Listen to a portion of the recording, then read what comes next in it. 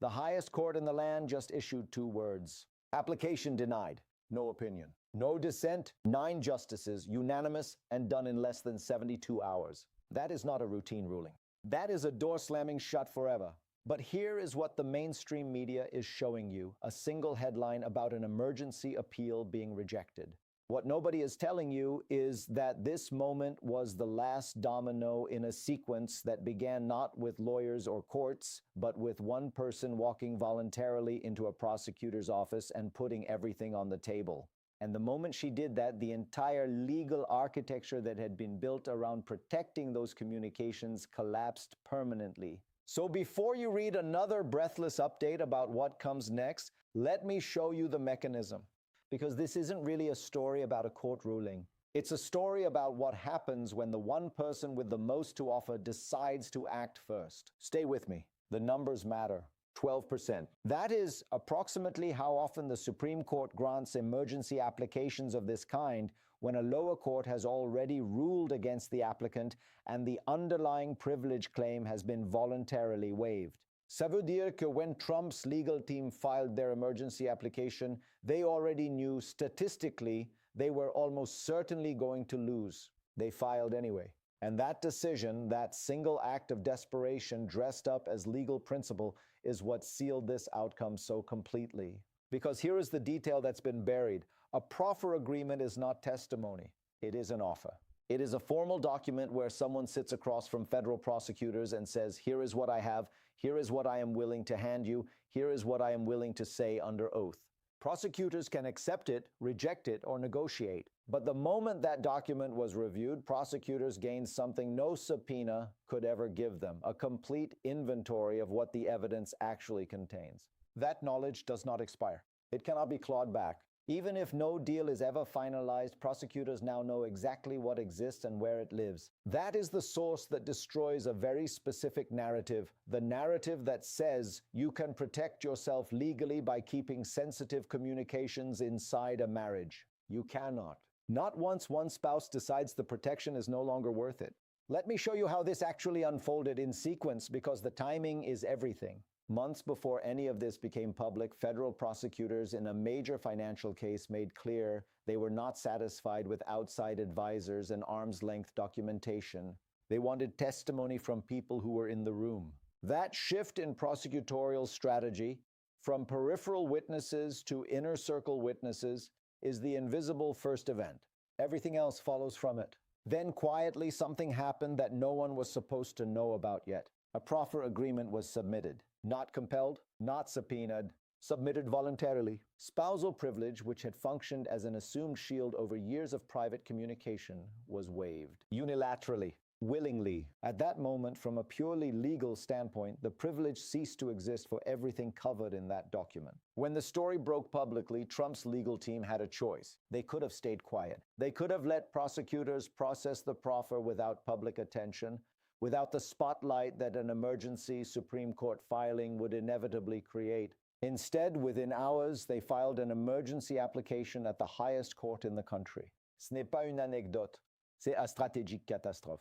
Because in doing so, they transformed a quiet legal development into a fully public, court-confirmed record of exactly what was being offered. Their own filings detailed the financial records. Their own filings described the private communications. Their own filings confirmed the sworn testimony. Everything they were trying to suppress, they put into the public record themselves with their signatures on it. The Supreme Court then had a crystal clear picture of what the emergency application was actually asking it to block. And all 9 justices, not 5, not 7, all 9 looked at that picture and said no. Subscribe to the channel. This story moves every day, and the next inflection point is coming within hours. There are 3 parallel tracks running simultaneously right now, and most coverage treats them as separate stories. They are not. They are synchronized. The first is the federal criminal case itself. The Supreme Court rejection means there is no stay in place, no pending appeal on this specific question, no procedural obstacle left between prosecutors and Melania's proffered evidence. Financial records, private communications, sworn testimony, all of it is now available for prosecutorial use. The immunity decision, whether to grant full cooperation status or a more limited arrangement, is the only variable still open on this track. The second track is the cooperation agreement itself. A proffer, once accepted for review, typically resolves within 48 to 72 hours of a court clearing the procedural path.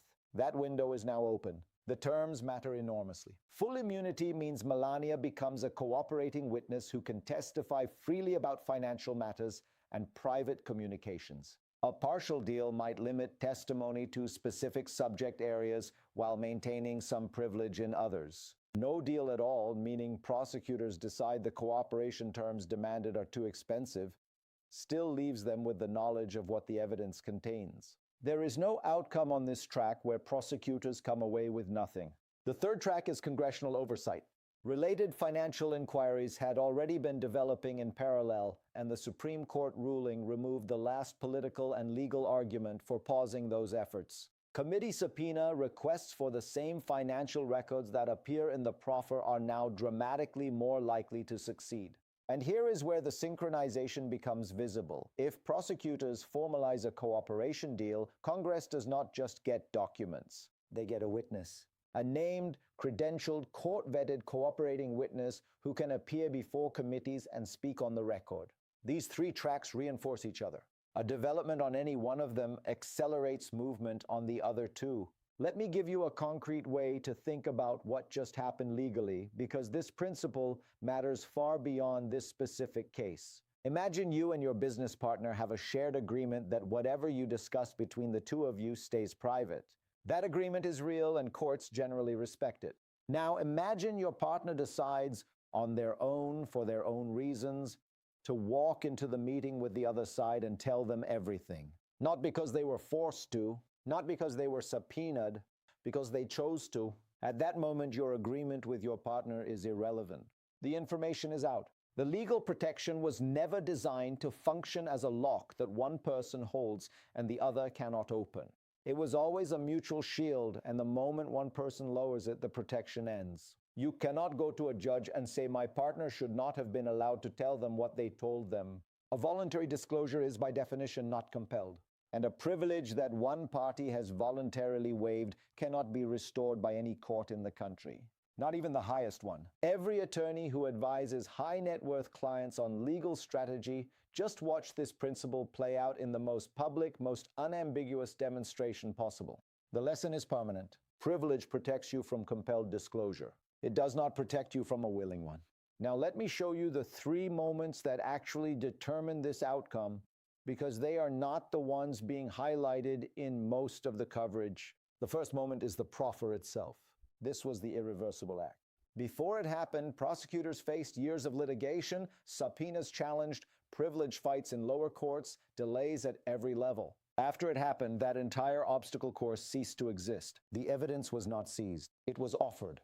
And an offer, once made and received, changes the information landscape permanently regardless of what happens to the formal cooperation agreement afterward.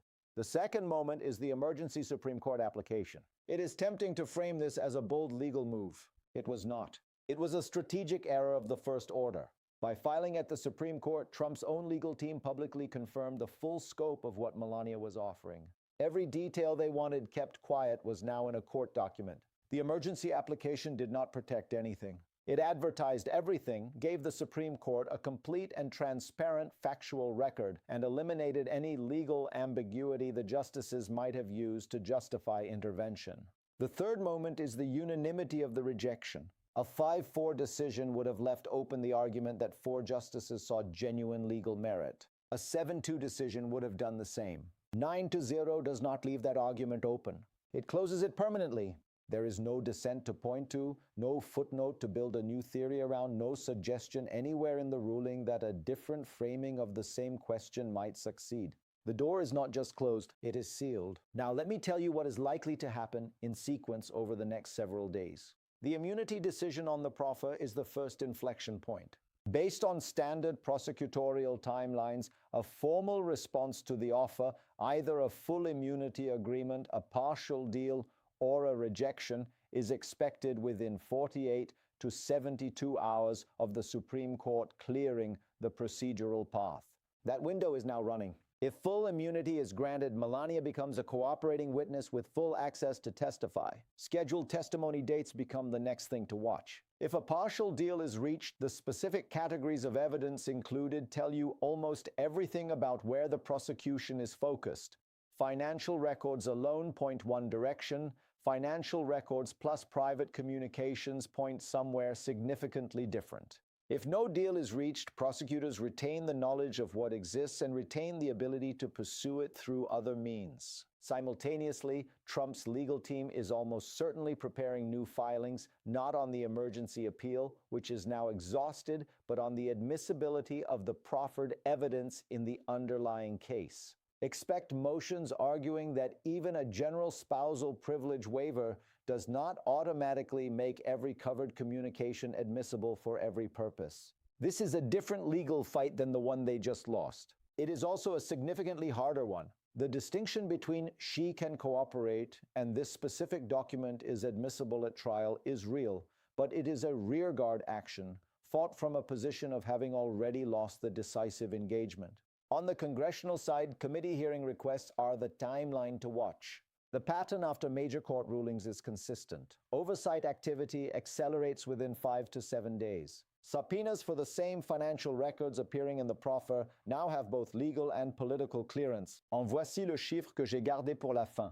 72 hours. That is the distance between a quietly submitted proffer agreement and a unanimous Supreme Court rejection. 3 days, not 3 months of litigation, not 3 years of appeals. 72 hours. Because the moment one person chose to act first and cooperate voluntarily, the delay strategy, the entire architecture of delay, became not just ineffective but actively counterproductive. Every move that was meant to slow the case down accelerated it instead. So here's the question I want to leave you with, the one that applies far beyond this particular case. In any situation where legal protection depends on the shared cooperation of two parties, at what point does it stop being rational for one of those parties to keep cooperating? At what point does the rational move become acting first, controlling the terms of your own cooperation rather than waiting to be compelled?